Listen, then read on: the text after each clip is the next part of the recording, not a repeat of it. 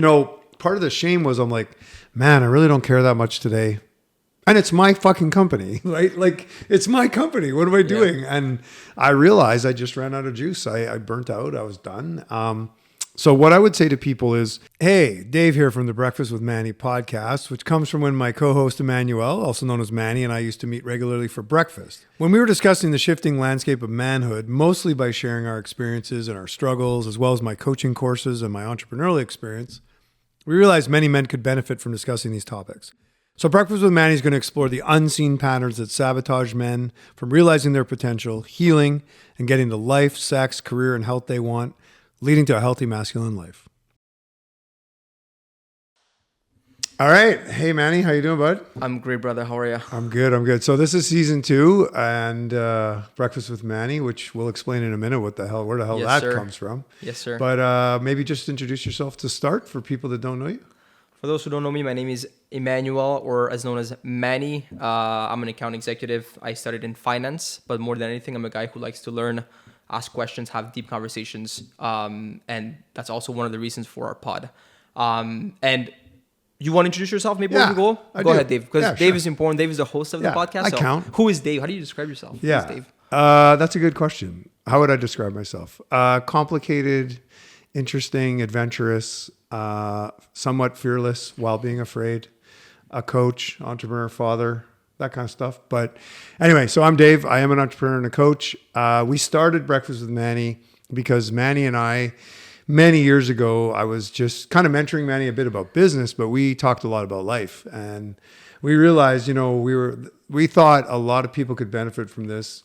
And we tilted into healthy masculinity, actually. Yep. We chose that on purpose. We felt that toxic masculinity has been talked about so much, and the words have become glued together, and we want to take those words and pull them apart and talk about the good side of masculinity. Actually, that'll be part of our topic for today. But we wanted to kick off season 2 with a recap. We got a lot to talk about, but that's kind of where we're at. Just before we get into all that stuff, please. We saw in our stats that a lot of you are following and watching, but are not necessarily subscribed to our channel. So if you don't mind subscribing, it takes a couple of seconds, make a huge difference for us, because also it allows us to create more content for the pod and get everyone more involved, basically. So yeah, we're pretty new at this, and we're not afraid to whore ourselves out and say subscribe. So subscribe. All right. So a couple of things, updates. I mean, first of all, really great feedback in general. When you put yourself out there and you're talking about masculinity, I was a little concerned at first, but I have to say a lot of great stuff. I might add, the greatest of all is merch. We have mugs. We got the mugs. We got mugs. Yes, sir. We got mugs. And if anyone has watched any of our podcasts, we also have 72 less wires in front of us. So that's pretty fucking cool. We're listening to the feedback. We're getting there. But we're rookies. A couple of technical glitches, but lots of great feedback. I will say one thing I'm really interested in, and I think we'll talk about this a little more in the Healthy Masculinity update, but gentlemen, not as many guys commenting as women. Like, women really into our mission, really into what we're doing. Yeah. They're like, thank God, please do talk about this. But see, right? in the stats, we still have a higher male audience, but in the people giving the feedback and commenting is more women. The boys we've are seen quiet. so far. Yeah, they're quiet. There's more the quiet. So we like to hear. Yeah. We like to discuss, of course. I also like to debate, just so you know. So it's also a great way if you can just give us your thoughts on all of this. It would be much appreciated. Yeah. But anyway, as I said, a lot of women commenting, guys, a little in the weeds, keeping it quiet. Yeah. Some comments on my colors of my shirts that I wear. So I went black today, so I don't have to worry about colors. Nobody criticizing me for colors, but so. Where I thought we'd start, Manny, like I had a massive life event that I think a lot of men and women go through, a loss of identity, we can call it, or a great loss of something you've built up. Nothing like the loss of a loved one, but I thought we'd start there. So how about if I talk about that? Let's do it. Right. I know you and I already talked about it a little bit, but there's even things that I don't know about the whole situation. So I'm going to have for sure questions, and I want to hear about the story. Yeah. So what happened? So for everybody out there, I've been in the medical communications pharmaceutical space for many years, but I ran a company by myself for about 11 years. Pretty successful all the way along, and then not successful at the end. A little bit of a denouement that was ignominious, I would say at best, if I want to use a fancy word. My game plan was all along to sort of build up the company and then train some people and have a new management team come in and take it over. And that didn't really work out so well. And I'm not going to get into great detail around it, just out of respect for the team, of which most of them worked so hard. I'm not here to throw anyone under the bus on that. But what I would like to talk about is, you go from being a businessman and owning a successful company to not. And I had to face that, what I call loss of identity, right? And who was I? Who am I when I'm not a CEO? Right. So that's one big lesson that I had also, to do. sorry to interrupt, but that company, it was more than 10 years, if I'm not wrong. Yeah, we were 11 years in. How long did you have that company for? 11 years. We were 11 years in, going into 12. So talking about building an identity through that business, it was basically you, Dave, the CEO, the person being kind of in charge or responsible for all these people. So, okay, so sorry, continue. Well, so that brings a couple of things. So one that I want to talk about that's really important is talking about heart-based leadership in today's world. So I reached a point when things were going really badly where I had a decision, am I going to keep paying people?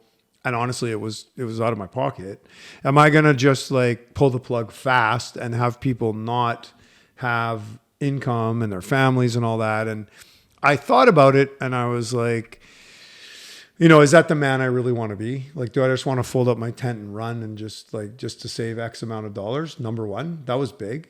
But I think what was also huge was, and this is something I think our listeners can benefit from, I had a big choice at the end because I lost quite a bit of money in the whole deal, to be honest. And that sucked. But I had a choice. I could focus on the money I lost, or I could focus on all that I have left. And I'm very lucky. I still have some money left. There's people out there that don't have money for food. So am I going to be here because I lost a lot of money, but I have a decent amount? Am I going to be whining about it and wailing about it? No. Did I for a little while? Yeah, I probably did. But I think what's important is understanding you have a choice. I had a choice. If I focus on the loss, who am I? How am I going to feel? How's my life going to go? Or I can focus on what I have left, which is luckily a decent amount. Or more importantly, the fact that I'm now into the alignment of being a coach, which is my love, which is my passion. So here I am, and I hit a point. I remember waking up one day after grieving, after crying, after you name it.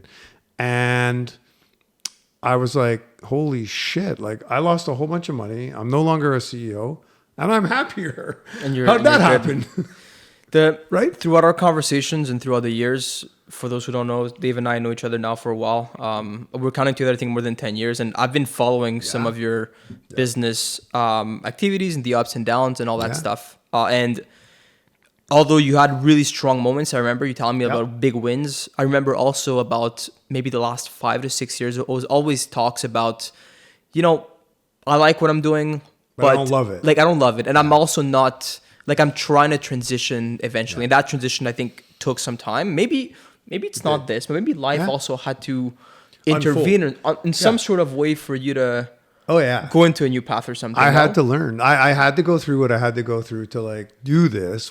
Couple really interesting story on this. One, I'll say it in a minute. I want to talk about my kids, but one was I'll give a little bit of context. As I said, I don't want to go too deep into it, but I did look at our proposal list, and one of the people was responsible for it. And usually that means they're within a month or two, and they flip to a real dollars, right, to a real contract. Mm-hmm. And I saw something 9 months old on there on the list.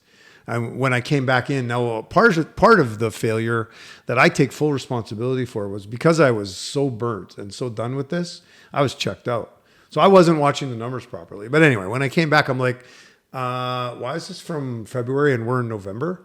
And they're like, there was a bit of talk, and I just said, take it off. And then I said, take that one off, take that one off, take that one off. And when I looked, I realized, I'm like, oh my gosh, we're done. We're done. And I was settling into that. And if you believe in the universe, and again, everyone who knows me, I do have a spiritual side, unapologetic for it. I mean, you can believe or not believe.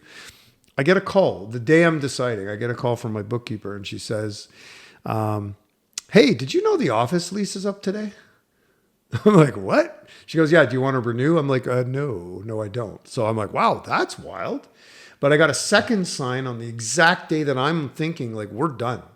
I think I'm done. I'd set up a massive pitch with like 17 people through a connection of mine. She was the manager of like 17 potential clients. So this is multi-million-dollar potential for sure. Yeah. That night I get a text from her. She'd never text me at night because we're work colleagues, work friends. She's like, hey, Dave, really sorry to bother you, but that pitch for the 17 of my team, we just had massive budget cuts. I have to cancel it. And I look up and I'm like, well, the universe really wants me to be a fucking coach. And then to, right? okay. Yeah. Pretty wild. Was there a moment in which you thought again or said, I'm going to try to maybe continue this? Was all of these signs for you something you were like, oh no, I need to transition and this is kind of the end of that story in my life? Yeah, we talked about this before, and true fact, we actually had to look it up just to make sure. But there's the concept of burn your boats, right? Yeah. And so that was Alexander the Great. But and the concept is no boats, they're going to fight harder, right? So for me, it became very clear it was burn your boats time. It was time. I knew it.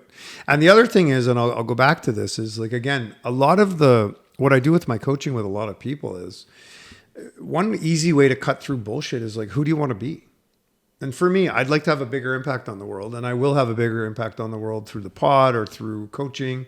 Like my coaching, I've had experiences where people's lives have, like, their trajectories literally changed completely, and they're different people. And like being a part of that, like I can do that. Or, I was competent, and that's some of my job, not all of the CEO job, but I was really good at certain parts of my job. And there was the thought, oh, maybe I'll just facilitate meetings because I'm really good at that. I'll make some more money, blah, blah. And I may still do that. I'm not sure yet, but I really feel called to coaching. But I think, who do you want to be? Just keep at like, who do you want to be? What would the man or woman I want to be do right now? Right. And you have a choice. So I had a choice. So I will say this. It is super important when you lose your identity, whether it's a mom or dad and the kids leave home, that empty nest, whether you're changing careers, whatever, there is a grieving process. So I did multiple, I wrote a letter to my old company, actually. I wrote a letter and just got all the feelings out. And I do remember feeling stuck. I'm like, making good money. I got to take care of my family. I can't switch. The universe said, oh yes, you can. And they're like, fuck you. You're switch. Changing. So yeah, so that was pretty cool. That's interesting. Yeah. That is interesting. I know our podcast is not really focused on really too much on business. Yeah. I know there are also entrepreneurs watching our stuff. Sure. If there was some sort of lesson, maybe a business lesson out of this, what would that be? I think it's a life lesson. I don't think it's a business lesson. I think it's a life lesson for a relationship. I think it's a life lesson for business. I think it's a life lesson for living in a new city. When you feel it in your body and you feel heavy and you feel shitty and you feel That was a lot of your day-to-day also. My day-to-day in the last couple of years, I would say 2-3 years. Yeah, I would go to work and I would be like, what am I doing here? What am I doing here? And I was just doing the things. Right. Making the money, trying to stay a CEO, whatever, all that stuff, right? So. Mm-hmm. Yeah, no, that makes sense. How was the communication with the people outside of work with that situation? Yeah. You talked about a transition, from the me inside, my identity, and after there's the social circle of like, hey, how are you? Oh, I want to start with the most important people in my life. I want to start with my sons. Yeah. This is going to be hard to get through without being emotional, but I sat in the room over there with them. I'm like, I got to tell my sons, our lifestyle might change for a little while or whatever. Just, hey guys, the company tanked and oops. Sat in that room. This was one of the greatest moments of my life though. So speaking of, I did a video on my coaching Instagram recently called Hidden Gifts. That in almost any situation, there's a hidden gift. So here's one of my hidden gifts. So I sit in that room and I'm a mess. I'm emotional, crying. And I go, boys, I got to tell you something. And my sons are 20 and 17, Liam and Aiden. And so they're smiling at me and they're kind of almost laughing. And I'm like, what's up? And so Liam looks at me and he just said something that I'll never forget. And both of them have huge hearts. And Liam just said, Dad, we're not worried about you one bit. And then my younger one, Aiden, is smiling and he goes, yeah, this is actually really exciting. And so I carried that. I think my kids giving me that gift carried that to my social circle. And I was able to tell my social circle, part of the thing that's interesting too is shame, right? Like shame's a big thing in life. Shame's the worst feeling you can feel. Because I sort of fell asleep at the switch, because I did not oversee the way I would have liked to, I was a little bit embarrassed in some ways, but I have to say getting over that can change your life. Right. And we'll talk about it in a future episode. I did have an incredible course recently with some shame releasing. And it's a big part of what I do in my coaching, to be honest. People shame is a collapsing emotion. You don't even want to be seen, right? So I had to get over that too. But so what a reaction though from your kids, sons, dude. That is pretty powerful. Yeah, that's touching. Yeah, and also helped you, as you said, kind of deal with the situation and build strength out of it. Gift. Yeah, exactly. It was a gift. I mean, so losing quite a bit of money, losing my company was an actual. I had to wait a while, but I saw it was completely a gift. And when you can take difficult things, and not everyone's going to be able to do this with every situation. Obviously, we know there's very serious situations in life, but something like this, I think it's important to. I know so many people that hate their fucking job. They hate it. And if you lost your job, you'd be upset. Starts dancing. Be like, yes, something better's around the corner. But for me, I just dropped into this alignment. I was finishing my second coaching training anyway. And I was like, fuck yeah, let's go. Let's go. And I think, especially in the masculinity realm, so I could have taken, we talked a lot about it, right? Could have taken the more, what they call feminine energetic or victim energy, feminine not meaning women, of like, poor me, right? Yeah. Poor me. And I had moments where I'm like, oh, I just wish someone would give me money, or like weird thoughts, right? But then I stepped in and I'm like, no, this is like awesome. It doesn't feel good. I mean, parts of it. And I mean, the staff, I was really concerned about the staff, but I got to say, there were a couple of my leadership team that I did have a couple issues with, and that's fine. But the rest of the team, speaking of gifts, when I met with them, a couple of them were like, I never thought a company like this would ever exist with how much you cared about us. And I was like, yeah, who cares about, I kind of tanked the numbers and all that stuff, but I don't care. Like if you have people leaving, I had 9 out of 11, I guess, that left with, most of them were saying similar things. Just can't believe that a company like this exists, So that was cool. So that's a big part of our update. Just, loss of identity is a big thing, and ego death is a big thing. And, it's also cool to say you're a CEO sometimes, right? You're out. Like, I'm a CEO too. Like, now you can say ex-CEO. Now I'm an ex-CEO. Ex-CEO. Yeah. Now I'm a yeah, exactly. But yeah, man, that's that part. You did mention sometimes kind of our brains or habits sometimes going to the victim mentality, right? Yeah. I think you're experienced enough now, and you know so much about this that you're able to make the switch. Yeah, to awareness. I know it's not the case for most people. Yeah, and you can some. I know a lot of people who can stay in that for years. Yeah, for a lot of time. Actually, their whole life. Basically their whole life. Those are the people that, nothing good ever happens to me. Oh, I don't have any luck. Oh. But have you heard, like, I've heard stories of people, I've talked to people who've told me, today my life is this because of something that happened 10 years ago. 100%. So I think this is just a lesson for people who are going through difficult things. And I know that you've said that there's people going through even more difficult stuff. And very, very deep stuff that maybe I'm not even experienced enough to talk about. But what I do know is that your ability to switch kind of like that mentality and to want to stop from being that victim and saying, oh, everything happens to me too. You know what? Sure. But this is one of the reasons, and this is one of the ways it's going to allow me to do what I want to do. Yeah. And I knew the coaching side of you was a big part of you. We would go for breakfast. Yeah, that's all you would talk about like, right. And I would ask you questions about your business. I'd be like, whatever. Yeah, I was like, Dave, so how's the business? How are the clients? It's okay. Yeah, exactly. It was like, that's okay. And that's it. So, yeah, so it's cool. It's cool to see that you were able to take all of that and then kind of drive that energy towards Thanks, man. a new experience. And I think a big part of my coaching is getting people out of that victim mentality, right? It's like, okay, all of us are going to have some shitty things. What are you going to do about it? And then part of what you're going to do about it, maybe it's just feel it, or maybe write the letter I wrote, maybe even when you lose someone, Losing someone is obviously incredibly difficult.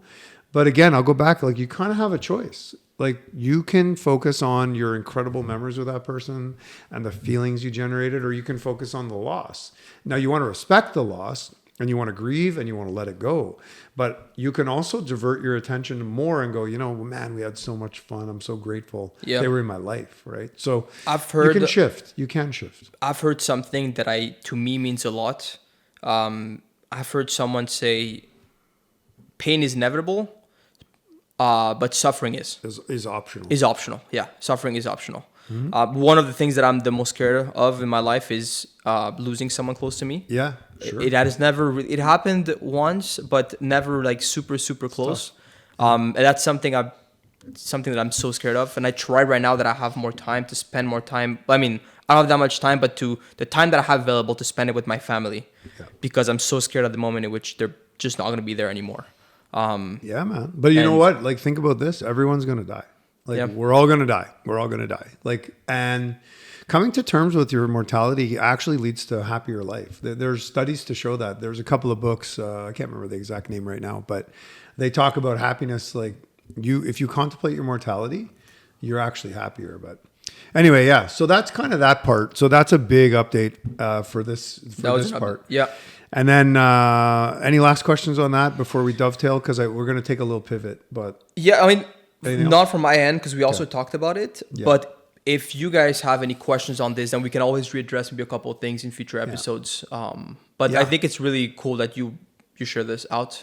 Yeah, thanks, man. I mean, I think overall getting through that the way I did, I was a bit surprised, but you could be surprised. Like, something that you think is just terrible could actually be quite good for you. Can be quite a gift. So, yeah. Cool. Out of this, I'm thinking before we just transition. Last thing, I'm also learning from your experience because for those who don't know, I'm an account executive. Yeah. I have a lot of pretty large clients. I'm doing well in terms of what society likes to call doing well, which is basically being financially okay. I'm not doing incredible, but I'm doing okay. But I'm not waking up every morning right now where I'm at, feeling inspired about what I'm doing. It's okay. And I think learning from this for me, it's a way to just see, like, start to think, start to see where my journey needs to go to have that impact. Yeah. So I know there's probably other people like that too. There's tons of people that they go to a job and they're not that inspired. Now, it's hard because you got bills to pay and you got mouths to feed and you got commitments. Yeah. But what I'll say to that is, I'm going to say, but why not maybe take an hour a week, an hour a day towards your passion. Or make your passion your hobby, but you don't have to lead a flavorless life for no reason, right? And look, I'm telling people because for 3-4 years, and it was, part of the shame was I'm like, man, I really don't care that much today. And it's my fucking company, right? Like, it's my company. What am I doing? Yeah. And I realized I just ran out of juice. I burnt out. I was done. So what I would say to people is I did miss one thing I wanted to bring in, which is as soon as I dropped into the coaching fully after losing the company and taking a little bit of time to grieve it and doing my work around that, there's one thing I will say. I felt in alignment like that. I was just like, fuck, woo. And I got a couple clients right away. I started coaching. Results were awesome. Was I making a lot of money? No, but I got to say, I think, and we're going to talk about this in a future episode, like the issue is making a bunch of money and being miserable is not the goal. That's not success, man. Yeah. Success to me now, again, I'm much older than probably most people watching, but success to me now is can you live your life in alignment and are you the person you want to be? And so the person I want to be doesn't trudge to work and go like, ugh. The person I want to be is like, I get up in the morning now, I am jacked to go. Like, and a shameless plug, like I have free sessions. I do a strategy session to show people what I can do. So just drop something in the chat. Drop me a DM. I'm going for it. I don't care. But there's an energy. So, there's definitely an energy that you have. I have an energy. I'm just like, I love this. It's so much fun. And living in alignment is so cool. Like we have a buddy, our friend who helps us with our pod. Like he's amazing young man. Like he's in a band, and you see when he talks about it, he's here now actually, but hey man. So it's all good. But he like, you can see him light up. It's so much fun. He's doing what he should be doing. Yeah. And so we all have layers of fear to get around that. So yeah. No, that's interesting. Yeah, cool. Did any other habits change significantly besides, of course, your main occupation, which was running your business? I love that question. That's such a good question. I would say the one big shift I was able to make, and it's hard for everybody, most people, but especially if you're in the achiever category, I got off my own back a lot more.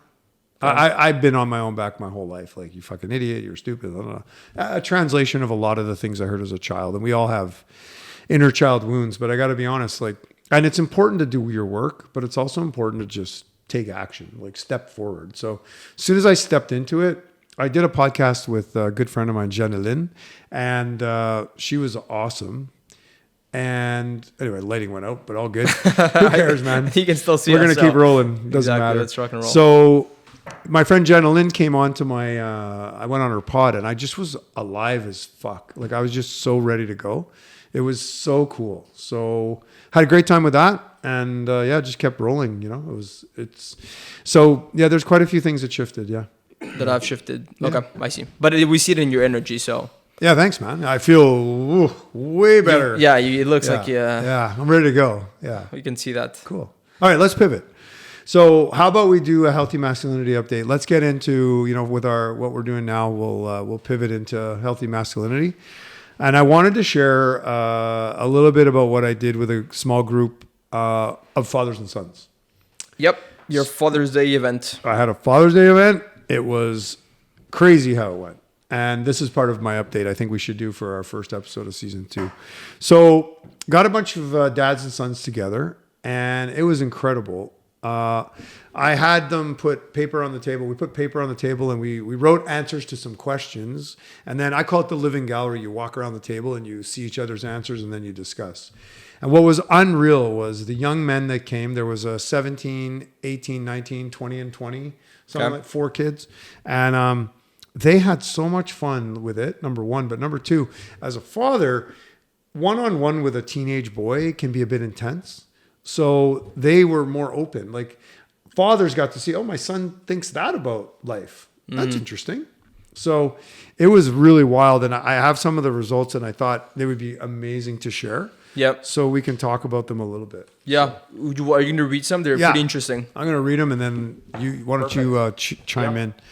So one of the first questions I asked, I just said, men are, fill in the blank. And this, wild. So men are workers. Men are protectors, providers, and loving. Men are human, kind, giving, selfless, and determined. Men are strong, intentional, confused, domesticated, argumentative, challengers, stereotyped, boisterous, adventurous. Men are lost, under attack, and underappreciated. Wow. Whoa. Men are not always able, constructed according to their environment, more complicated than perceived by women, often placed in a box. Men are caring, supportive, decisive, and confused. Confused again. Men are changing with the time, relearning how to be, forced into a box. Men are masculine, providers, fathers, visionaries, and domesticators. So, whoa. Well, that's fucked up. Like, that's all over the world. Like, isn't that something? That's crazy. What do you think?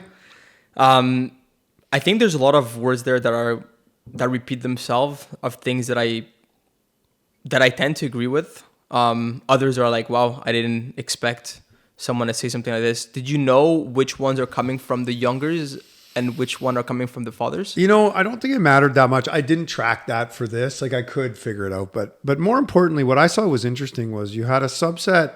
You had like this was a young man who said, men are workers, which is like, wow. So that's kind of like the drone feeling to it, like men are drones. And there was a few that had more like the softer side of men, kind, giving, generous, caring. Yep. Then one person who was like, men are like under attack. But more importantly, we heard put in a box. Yeah. And I should apologize. I said on the last podcast, I said something about a map I have for men. And it just didn't work to do it in this episode, but it is coming in season 2, I promise. And you are going to mark this down. Men are in a box. we're all going to freak out together. I promise you that. But So that map is going to be it's great going to be show. wild. Yeah. So that was the first one. And I thought that was really interesting.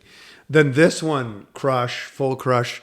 And one of these, I wish it were me being in the healthy masculinity biz, but healthy masculinity is, what is healthy masculinity? Healthy masculinity is beautiful, strong, focused, determined, committed, confident, inspired, directed, free, successful, protective, courageous, creative, and forward gauging. That's a big one. I like that one. I like that one too. Healthy masculinity is a journey to expressing yourself as a man without harming yourself or others. That was the one I like. I'm like, wow. Yeah. That's it. Yeah. Like, we're here to still be men. And this is part of our podcast. Like, I still want to see men and women too, of course, but we're focusing on men here. Step up, step in, and like show up. That could be a really good definition of healthy masculinity. I think it's incredible. Like, it's really strong. Totally stealing that. Yeah. Yeah, I'm stealing that. Healthy masculinity is confident, having boundaries, decisive, emotional, gentle, strong, open, balanced, insightful, and empowered. Another good one. Healthy masculinity should be natural or come naturally.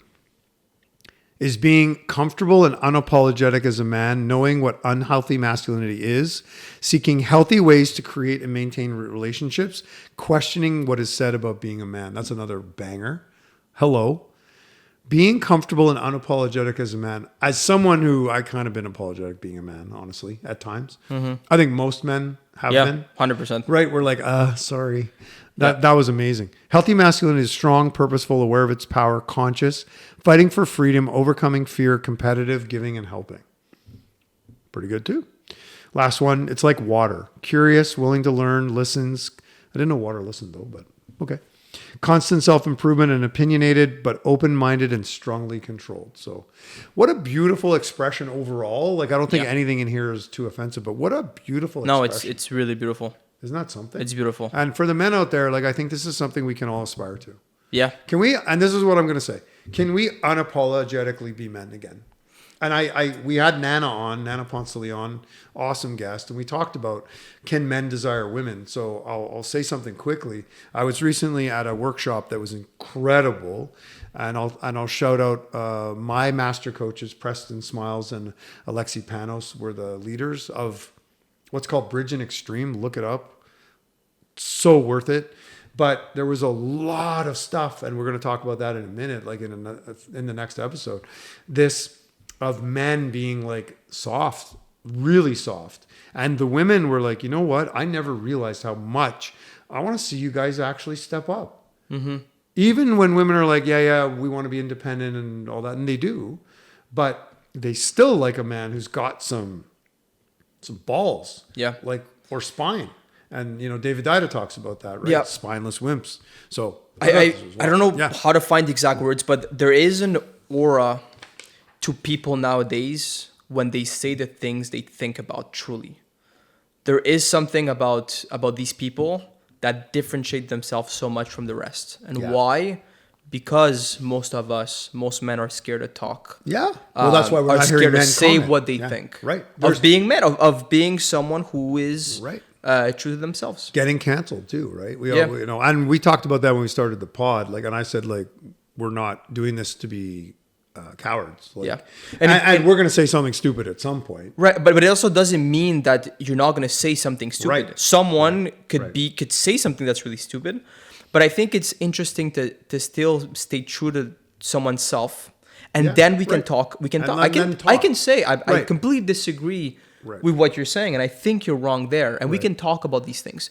But I think we learn more. I think we're more masculine.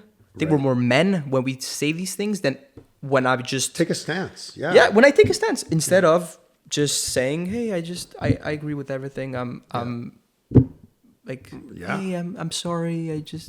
That's me. Sorry for accepting me. My bad for you know what I mean." So we see that a lot, and that's exactly what we're going to talk about on episode 2 of this season. So that's cool. And last question we'll get into as we wrap the first episode here. I also asked the men, what are 3 rules that you live by? And I thought this was awesome. This was a great exercise too. I shape and determine the direction of my life. Every day is an opportunity or an attempt at some growth at some level. I am opened and attuned to a greater mystery. I try to bring more love into my life. to be as strong mentally and physically as I can, be open-minded to other people's life experiences, have respect for myself and others, family comes first, treat all equally with kindness and generosity, be fair, compassionate, and empathetic, live with passion while being genuine and truthful. Every day is a new day and a new beginning. Never go to bed angry. Question things, even reality. Do not harm. Listen to what my soul wants. Don't shy away from difficulty. Bear your intentions on your sleeve. We are all the source. Listen, understand, and then act. Treat like you want to be treated. Live life, don't just survive it. That's a huge one, which we're going to talk about in a minute. Find something good out of everything. Listen more, talk less. Amazing rules. Amazing rules. But I want to go back to live life, don't just survive life. So one of the things that I mentioned at this course that we did, and I've done in my own coach training, and I do a lot of work with my clients on, is nervous system regulation. So many of us are in fight or flight survival. And now you're creating from a survival like energy. So life doesn't go so well. But these rules were really cool. So what was really interesting was having a group of fathers and sons with the diffusion allowing probably some more intimacy. Yeah. Rather than just like if I grabbed my son and said, "Hey, I want to talk to you. What are your 3 rules?" You'd be like, Get out of here. Yeah, you'd be I like, want to talk I'm about busy. it right now. I'm busy. Buzz off. You got to create the settings for people to you open do. up like that too. You do. So. You read something about, was it about obstacle or choosing like the difficult path? Don't choose the easy path. I think it's the second part. But well, that they talk resonates about growth. Yeah, like growth. But also, you're right. Like push yourself. That resonates a lot with me. Sometimes we're so much in that autopilot that we're so used to the same decisions, the same things, the same life that you're not necessarily happy with, right? and then. Well, you and I did that yesterday. Yeah. Yes. We're going to talk about that real quick. We're going to talk about that too. So real quick, like I love what you're saying, and I think the unknown is what we're really talking about. Stepping into the unknown and being curious and like breaking patterns. So part of my course, we all stayed in contact, and this is kind of funny. So Manny knows because I made him film me. So I had a buddy who I challenged a bit, and he did something. I think he had to go up to a strange woman like right away and ask her out. Yeah. He was very uncomfortable with that. Interesting. A guy who was, oh shit, like he's like, I don't want to burden women. I don't want to be like a creep. And so he was super hesitant, right? Yeah. So coming out of the course, he completely shifted and he did it. And he goes, touche, your turn. I said, all right, what do you want me to do, Charles? And Charles is like, well, man, I want you to go up to a group of people, preferably women, and dance in front of them and try to get money for it. I'm old too, right? Like, it's crazy. I love it, but I love it. Who wants an old white guy dancing in front of them? Although I do love dancing. So what was interesting was coming out of this experience, I was so hungry for like, I was just a fuck yeah to everything. I'm like, yeah. So I grabbed Manny and I were planning for the pod, and I'm like, dude, I need you to video me doing something. And I went up to these 2 young women, and they were so cool, and they were like, yeah, sure, we'll do it. And then they just said, hey, wow, respect, like you got balls. It takes some guts. Yeah, it takes some balls. You got balls. And I mean, again, I go back to like, I would encourage everybody who's listening, men and women, I don't care, however you identify, try something new, try something scary. Get out of your comfort zone. Now you repeat that a lot, right? but it makes such a big difference when you do it. You're alive. You were so pumped. We were walking back from that experience, and you were so pumped. I think you could have done literally anything. I could have done handstands. But what was cool was I texted the group and I go, hey Charles, did it? I did not get paid actually because nobody carries cash. But so I said, hey man, I did it. Here's the video, but nobody carries cash. And like we talked about when I had times where I really wasn't being ballsy and living full out, and like so we really enjoyed it. So yeah, man, it was a fun experience. It was pretty cool. But coming back to the sense of sometimes doing things that you don't typically do, sometimes getting out of that autopilot. It's uncomfortable. And for now, when you take this mindset, like I have kind of a new mindset on this. I've always been relatively fearless, but on some things, I mean, actually, sorry, that's not true. Fearless on the outside, scared like hell on the inside. On the inside. Like a duck with their feet. I'm like, but I do stuff. I was able to convince myself to do things, but I was always super scared, never showed it. But it's incredible when you just like, so for me now, I'm like, what's he going to do? Give to me next. And now little like obstacles in your life become so easy. Right. because you've gone and done something kind of silly or something where you're also greatest lesson ever. I should have put it in my 3 rules. Don't give a shit what other people think. Right. Yeah. Yeah, we tend to care a lot about what strangers Oh, think. yeah, for sure. Which limits us also in terms of what we can accomplish. Cool, man. Yeah. So, All right, dude. Well, let's wrap this one up. I'm going to say again, please subscribe. Very important. We would love to have you subscribe. Number 2, thanks again for all your everything and videoing me yesterday. of course, bro. I got you. Without laughing too hard. And we would just encourage people. Love to hear from some of the guys. Like, come on, guys, step up. Put your words in. We love to hear from everybody. I'm so excited about the pod. I'm really excited again, as much as we do somewhat target men, not somewhat. I'm really excited by the reactions from some of the women, and please keep communicating. And thanks again. I think that's it. Thank you. Thanks for watching. All right, we're out. Thanks.